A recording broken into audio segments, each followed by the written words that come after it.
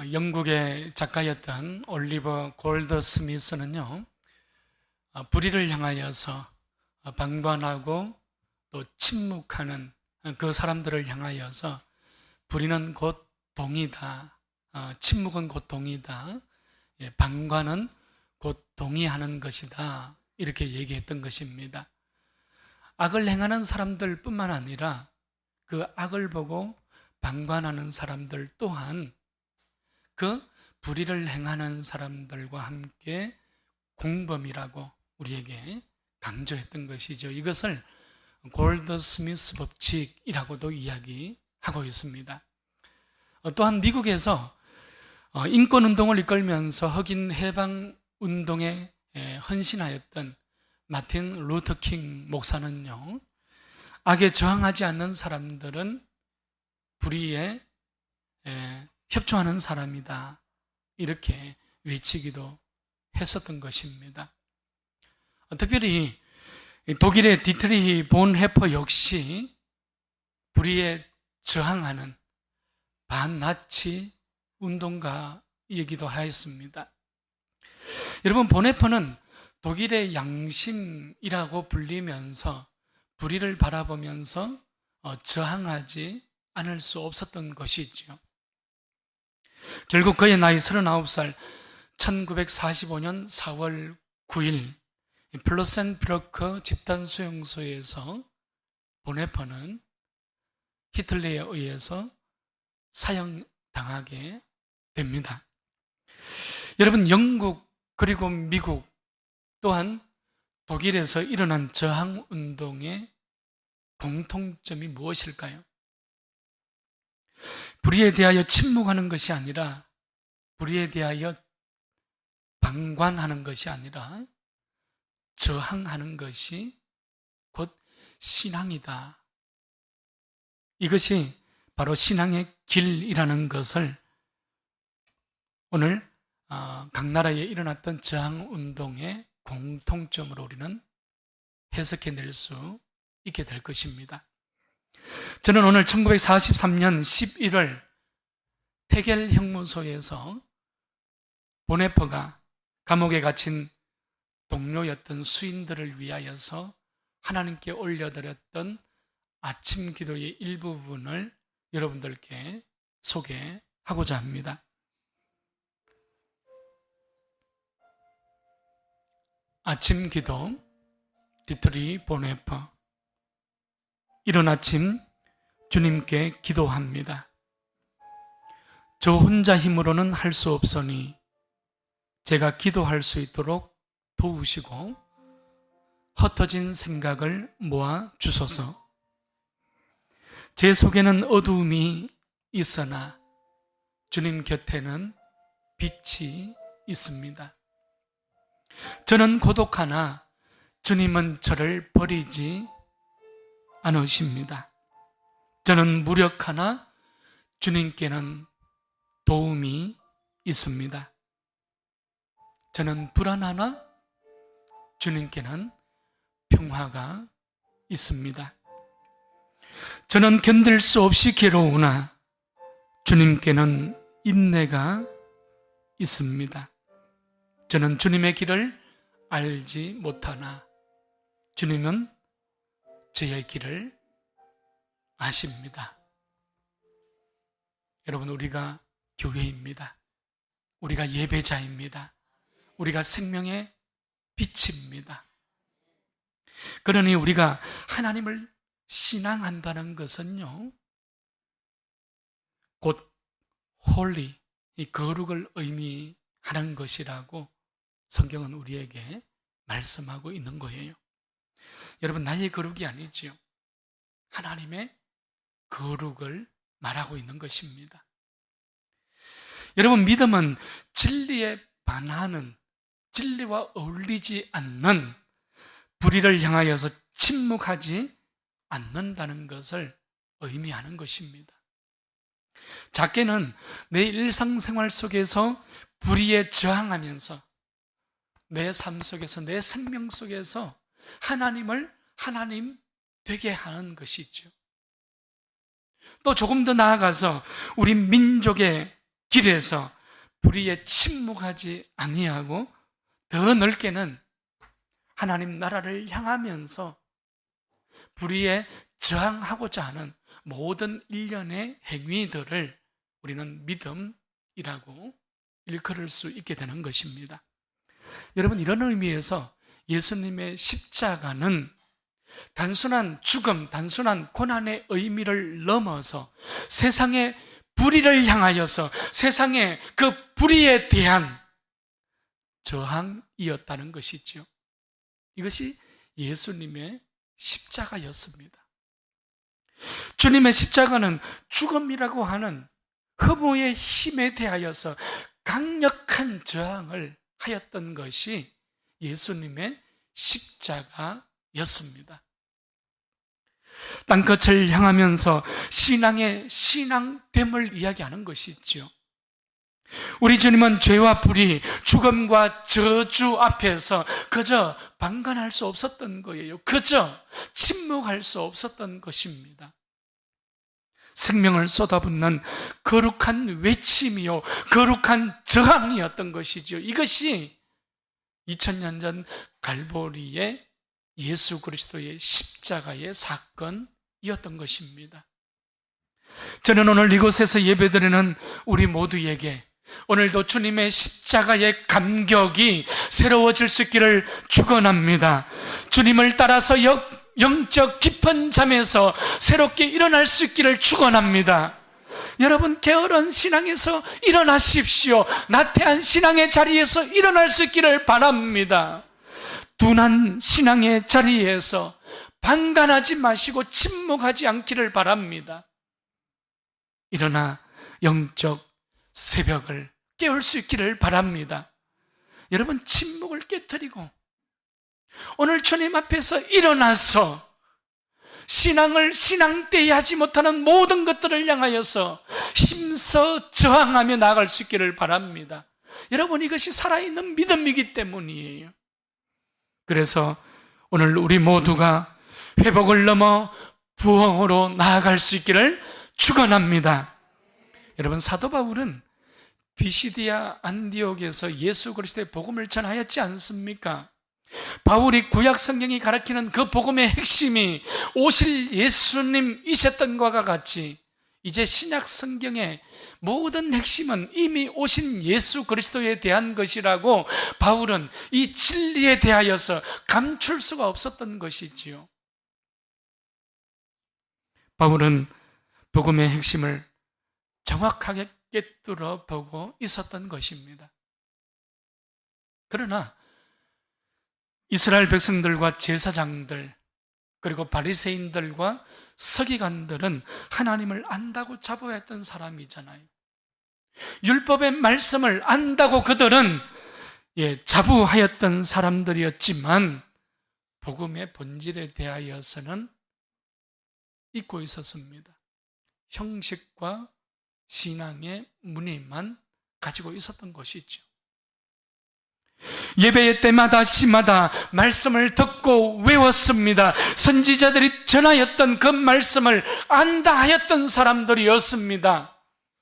그러나 그들은 복음을 거절하고 예수를 배반하였던 것입니다. 회당에서 매주 예배를 드리며 하나님의 말씀을 읽었어요. 낭독했어요. 그 말씀을 외우기까지 했습니다. 그러나 유대인들의 영적 무지는 성경의 예언의 말씀대로 예수님을 십자가에 못 박아 죽이게 되었던 것이죠.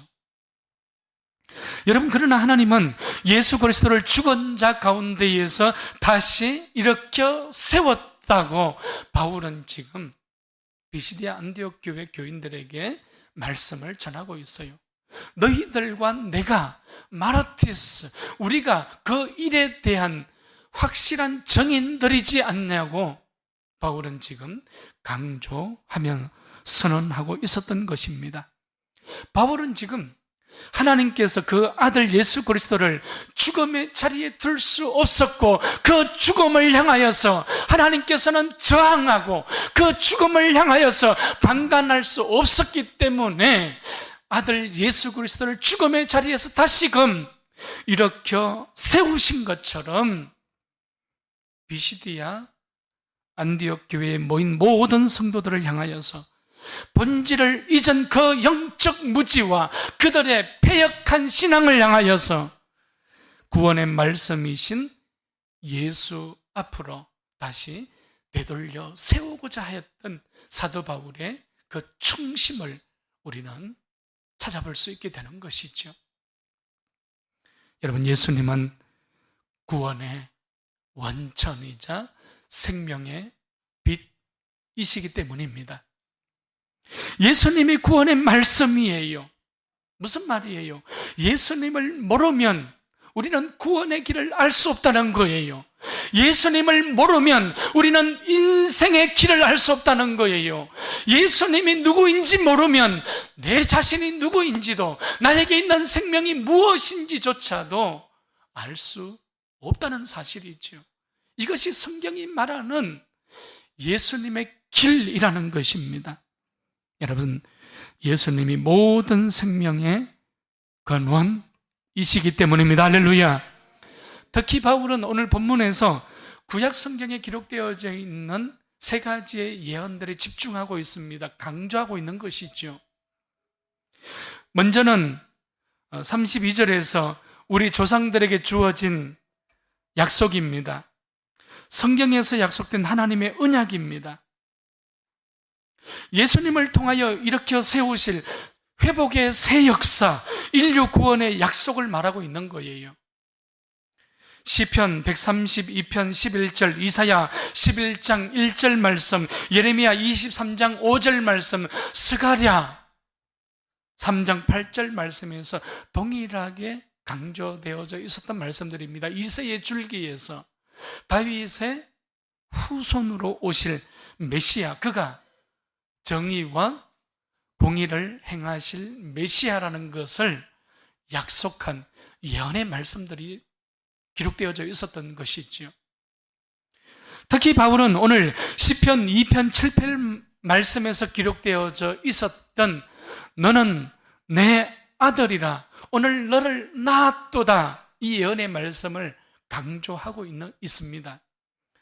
너희들은 하나님의 아들 예수 그리스도를 십자가에 못 박아 죽였지만 하나님께서는 그 예수를 죽음의 권세로부터 다시 일으켜 세우셨다는 언약의 성취 사건을 얘기하고 있는 거예요.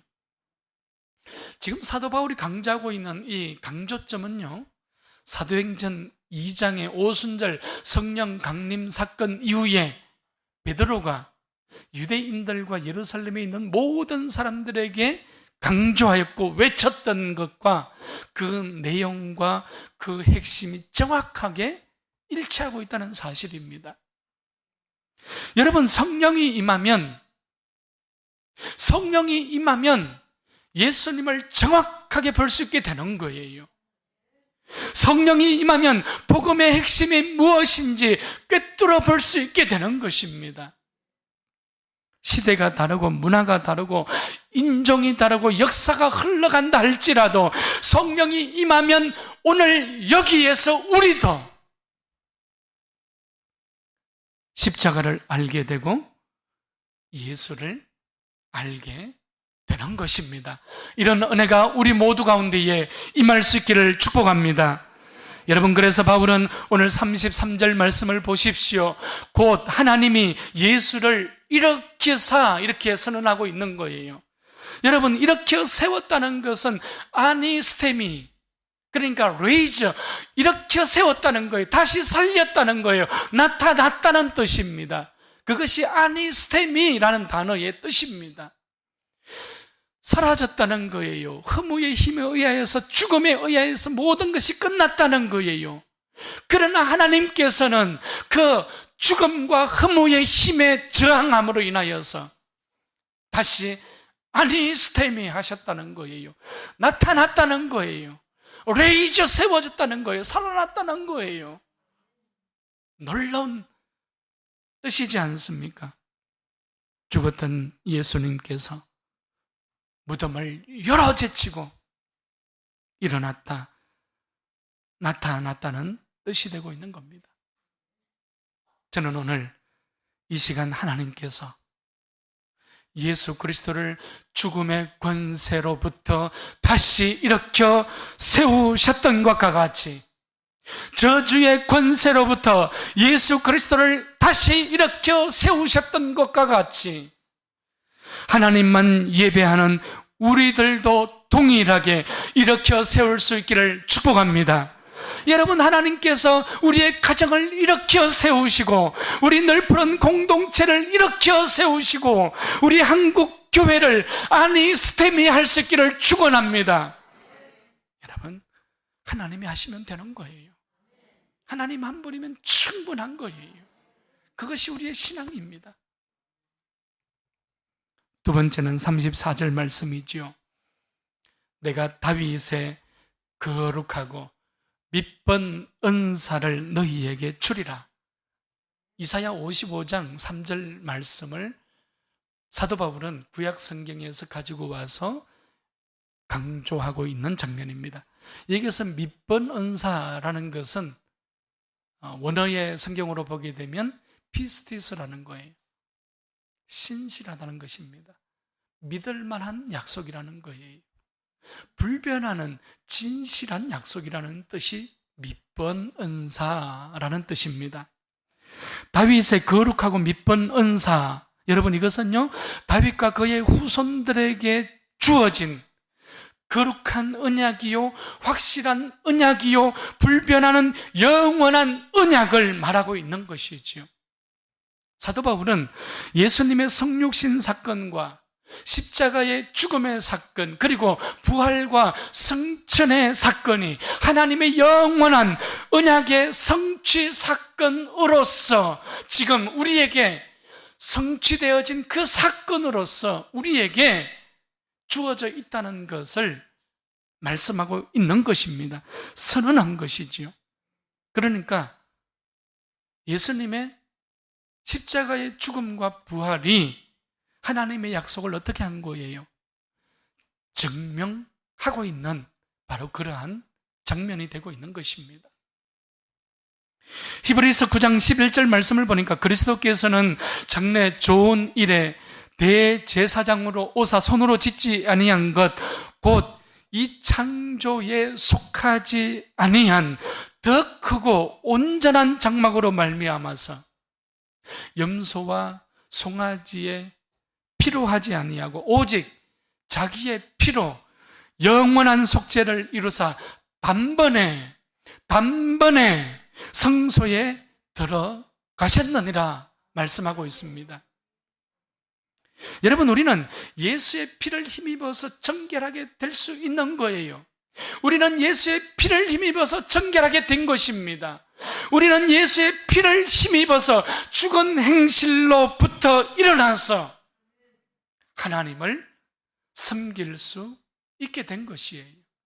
우리는 예수의 피를 힘입어서 하나님의 영원한 기업을 유업으로 받을 수 있는 약속의 자녀가 될 수 있었던 것입니다. 오직 예수 그리스도의 보혈로 인하여서 주어진 하나님의 은혜의 선물인 것이지요.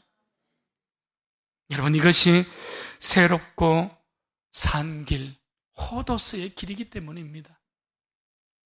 바울이 오늘 본문에서 다루고 있는 구약의 세 번째 예언의 말씀은 35절 말씀에 나타나고 있습니다. 주의 거룩한 자로 썩음을 당하지 않게 하시리라는 말씀이에요. 시편 16편 10절 말씀을 가지고 오고 있습니다. 바울은 오늘 본문에서 썩음을 당하지 않게 하시리라, 오늘 이 말씀을 세 번이나 반복하며 사용하고 있습니다. 바울의 강조점이 되고 있는 것이지요. 34절 말씀에서 35절 말씀, 그리고 37절 말씀에서 썩음을 당하지 않게 하리라, 주의 거룩한 자는 썩음을 당하지 않게 하리라, 이렇게 강조하고 있는 거예요. 여기서 주의 거룩한 자라는 것은 하나님께서 친히 죽은 자 가운데에서 다시 일으켜 세우신 바로 그 예수 그리스도를 말하고 있는 것이죠.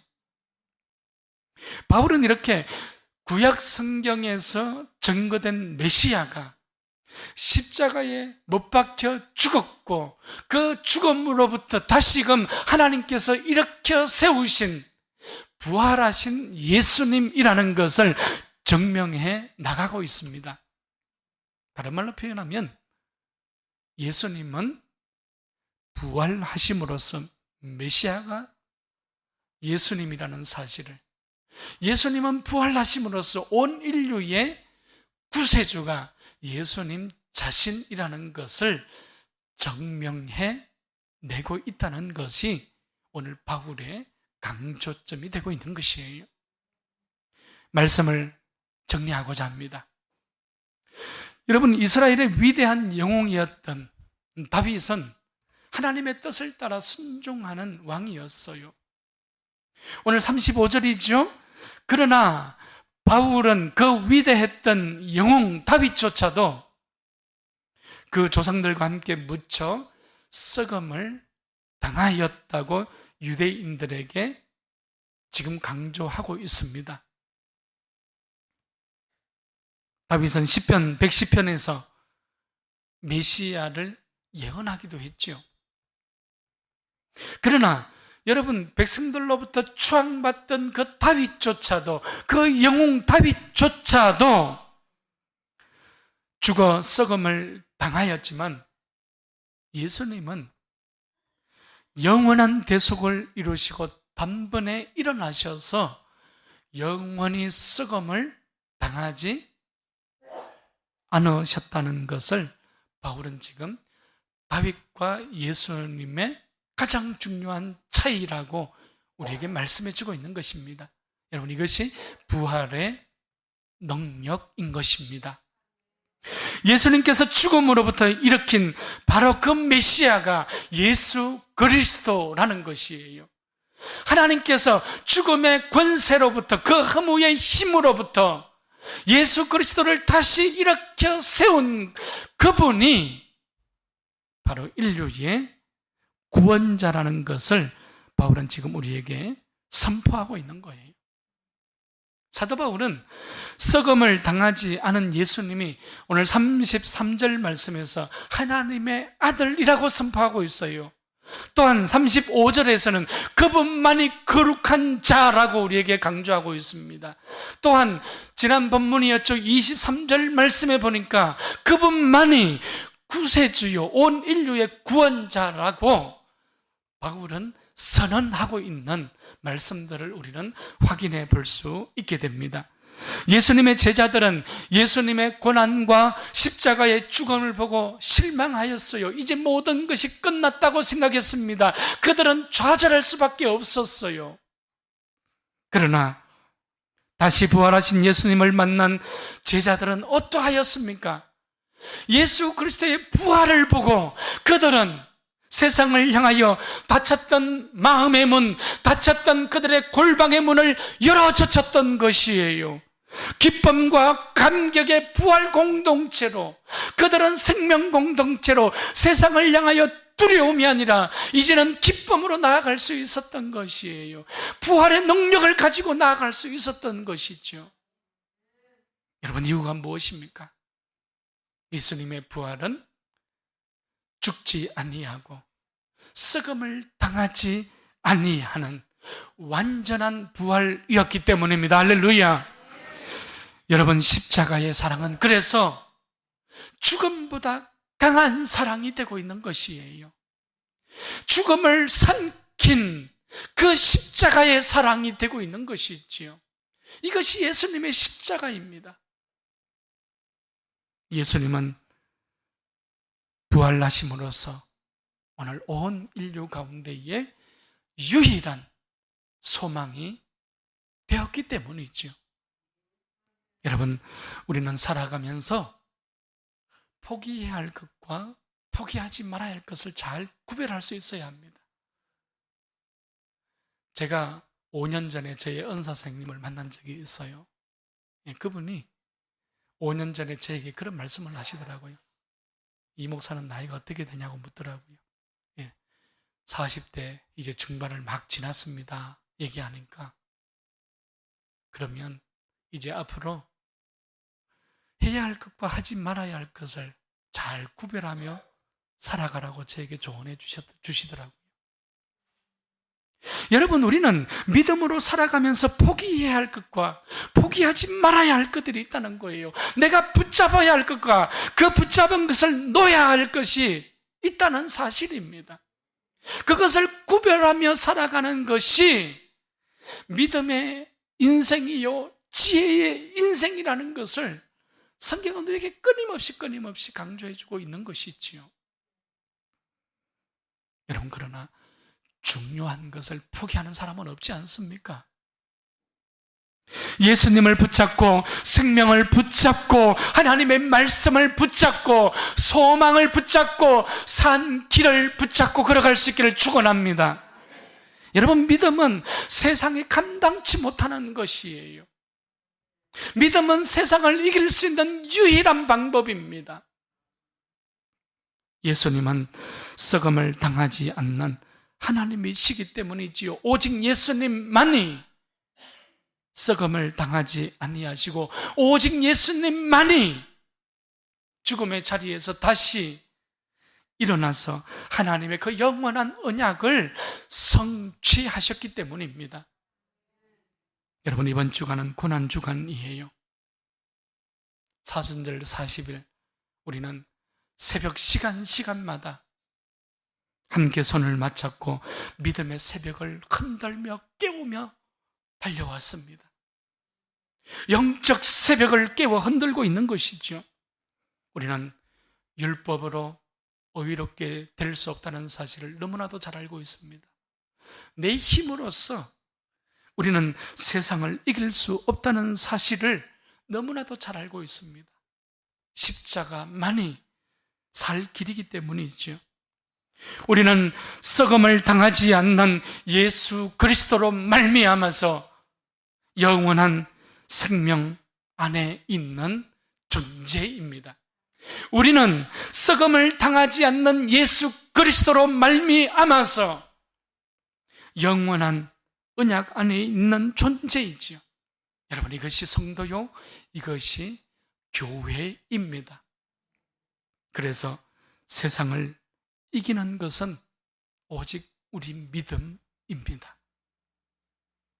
생명의 주님께서 오늘도 세상을 거스리고 불의에 저항하시면서 오늘 우리 모두의 삶 가운데에 충만으로 함께 하셔서 일평생 승리의 길, 능력의 길, 믿음의 길을 올곧게 걸어가는 우리 모두가 될 수 있기를 축원합니다.